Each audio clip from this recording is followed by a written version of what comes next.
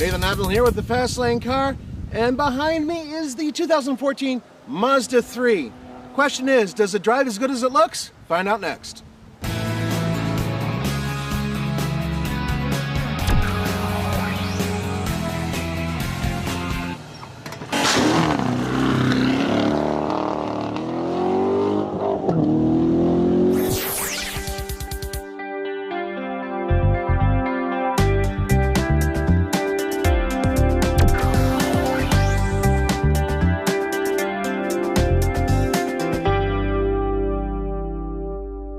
Ladies and gentlemen, let me introduce to you the 2-liter Skyactiv engine that is in this particular 3, and it puts out 155 horsepower, 150 pound-feet of torque, hooked up to a 6-speed manual transmission. A 6-speed automatic is optional.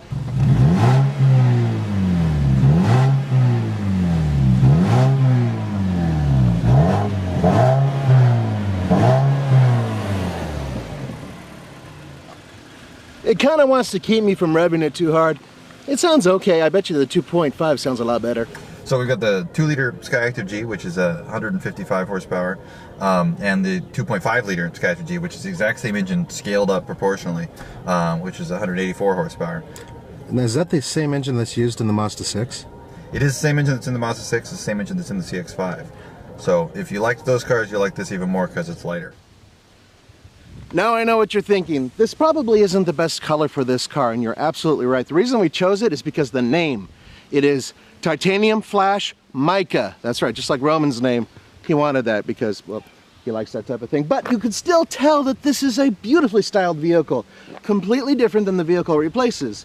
It's lower, it's a little wider. It has a shorter rear overhang, yet the front end actually is longer. So altogether, the entire thing, all new. Follow me, come over here. I love the lines, I love the Coke bottle shape. You know what I'm gonna do in the back. Mwah. Oh, slap. It looks so good, I mean, how could I not?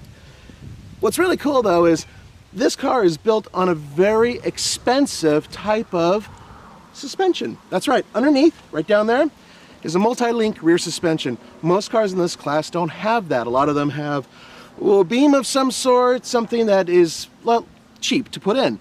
So in this particular case, it makes a real difference on the road, and I'm going to show you how.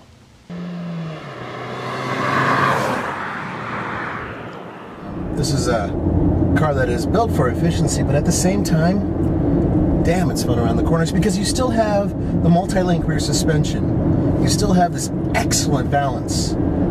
And so despite the fact that you're only putting on 155 horsepower, it's very responsive. The steering, Mazda usually puts in really good feel with their steering, and in this particular case it's very, very light. You know, around the corners I'm not really feeling a whole lot, but at the same time, when you really are pushing it and you're going faster, suddenly the weight increases. Now, do I want more feel? Oh hell yeah. It's not there, but there is just enough directional feel. Okay, so I kind of know what the front wheels are doing, that I'm not lost.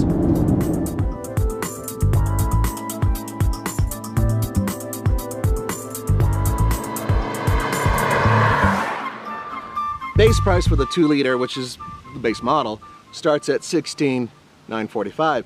Now, if you want the hatchback version, like this one, you have to bump up $2,000 extra to over $18,000. This one is fully loaded, and as such, it's around $24,000.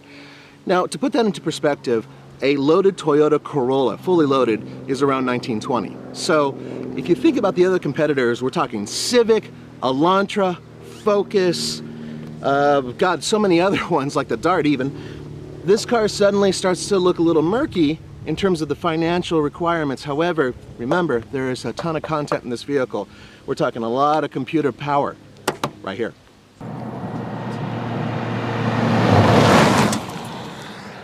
Interiors.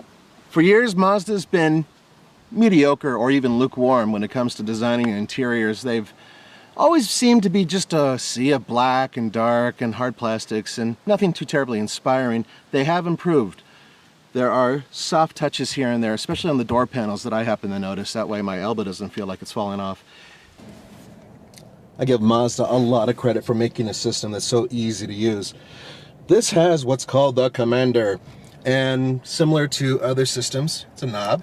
But look, only 3 buttons up here, and it's incredibly easy. Music, home, which is also your phone, and navigation. And it's very simple. You can go back and forth, left and right, and not take your eyes off the road. You can just glance over to your screen, which is super. And let me just show you right here on the screen.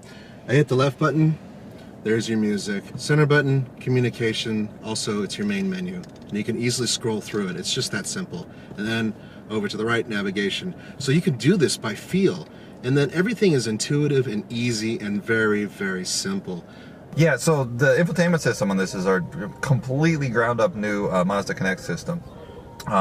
And what we've built here is something that is both very flexible, so you can adapt to whatever kind of new streaming technologies you want to use. You can stream Pandora, Pandora, Stitcher, AHA on it, and listen to Bluetooth audio from your phone or your iPod or whatever. But also it's upgradable, so if some new source comes along that everyone likes, we can actually upgrade this system after you bought the car just by flashing it through the USB port.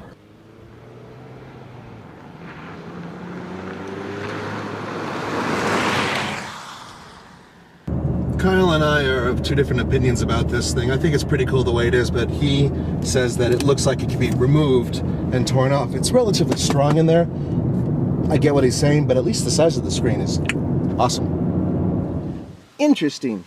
I kind of fit behind myself, but it is tight. I wear size 13 shoes, and they go under the seat.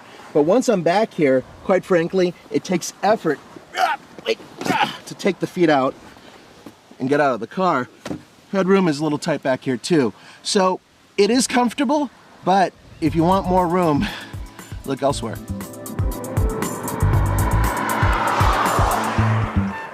One thing I've noticed sitting in the passenger seat is that there is a good deal of tire noise and wind noise.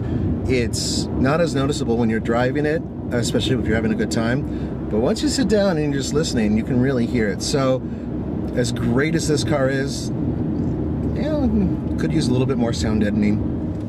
Ooh.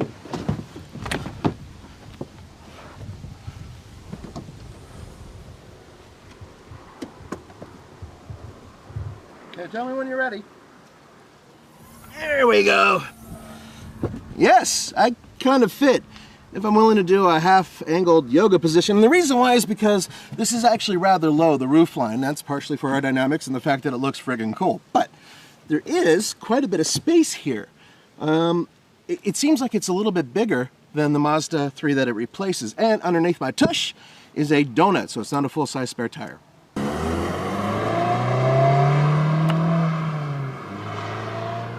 We're gonna do a really quick 0 to 60, just to give you a general idea. It's impromptu, it's not completely level. I had a lot of breakfast. All right, ready? No bogging, so come on a little bit. It's got good legs. So, for 155 horsepower, and we're probably, doesn't say the elevation, but I'm guessing we're probably, I don't know, within 1,000 feet of sea level. 9.55 seconds. There we go. That's with the little engine. 9.5. Can you see the little 9.55? It's not too bad.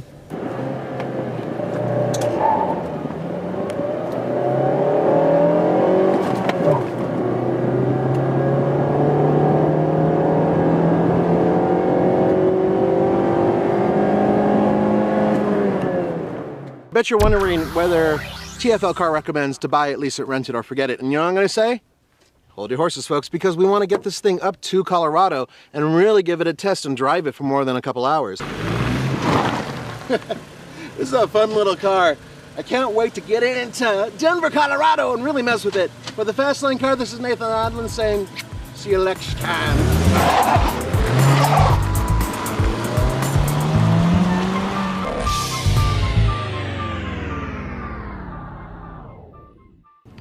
Yes, indeed, ladies and gentlemen, this is yet another Mazda 3, but it's a different one because it has the 2.5-liter engine. A very different machine indeed. Find out why next.